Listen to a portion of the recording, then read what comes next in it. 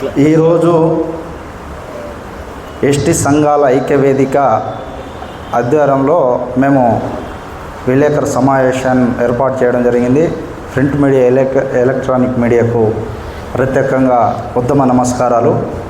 ప్రధాన అంశము గిరిజన గరిజన ధర్నాను ఇందిరా పార్కు దగ్గర జూన్ 20 తారీఖు నాడు పెద్ద ఎత్తున మేము ఎస్టీ సంఘాల ఐక్యవేదికలో ఎస్టీ తెగల ఉపకులాలతో పెద్ద బహిరంగ సభను ఏర్పాటు చేయడం జరుగుతుంది. అది ధర్నా రూపంగా. దాంతోపాటు ఈ పార్లమెంట్ ఎన్నికల్లో గిరిజన ప్రాంతంలో ఏజెన్సీ గిరిజన 100% అమలుపై పార్లమెంట్లో ఎన్నికల్లో పోటీ చేస్తున్న రాజకీయ పార్టీల వైఖరి తెలపాలని ప్రధాన డిమాండు. దాంతోపాటు ఈ తెలంగాణ రాష్ట్రం ఏర్పాటైన తర్వాత 2 సార్లు కూడా గత బీఆర్ఎస్ పార్టీని మా గిరిజన లంబాడి సామాజిక వర్గము పెద్ద ఎత్తున గెలిపేయడంలో ప్రధాన పాత్ర. కాబట్టి బీఆర్ఎస్ ప్రభుత్వంలో గిరిజన 100% రిజర్వేషన్ అమలుకై గిరిజన నిరుద్యోగులు నష్టం జరిగింది వాస్తవమా కాదని కూడా బీఆర్ఎస్ పార్టీకి నేను డిమాండ్ చేస్తూ ఉన్నా. కాబట్టే బీఆర్ఎస్ పార్టీని మేము ఓడించాం, ఓటు రూపంగా ఓడించాం.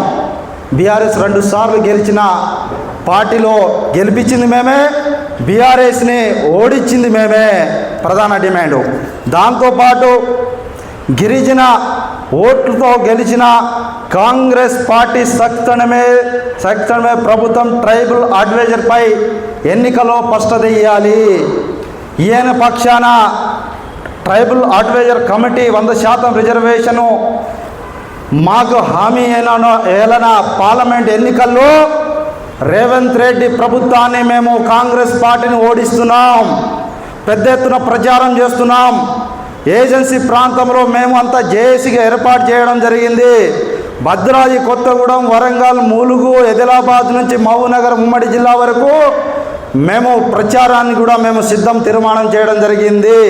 దీనిపై ఒక వారంలో మన కాంగ్రెస్ ప్రభుత్వము 100% ట్రైబల్ అడ్వైజర్ కమిటీ పెట్టి మెగా డిఎస్లో 100% రిజర్వేషన్ అమలుకు స్పష్టత ఇవ్వకపోతే కాంగ్రెస్ పార్టీని ఓడిస్తున్నాం.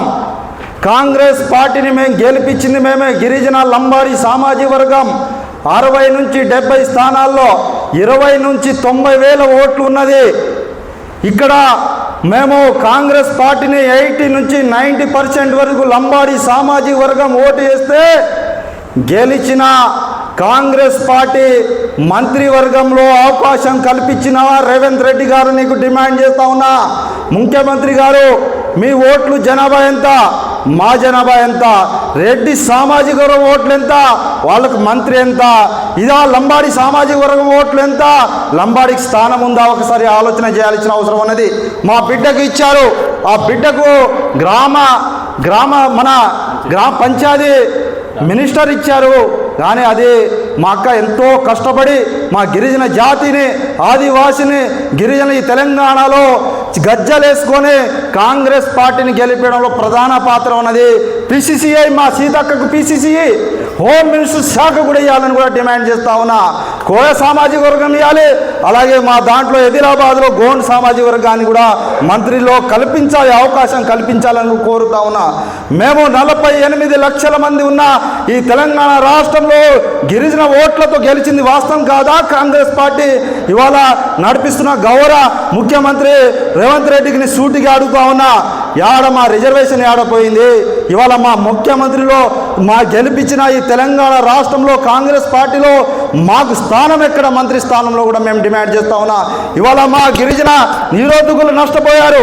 ఇవాళ మెగా డిఎస్ను 10% రిజర్వేషన్ చేసి ఇవాళ 100% రిజర్వేషన్ కోలడంలో నీ పాత్ర ఏందని మేము డిమాండ్ చేస్తా ఉన్నా.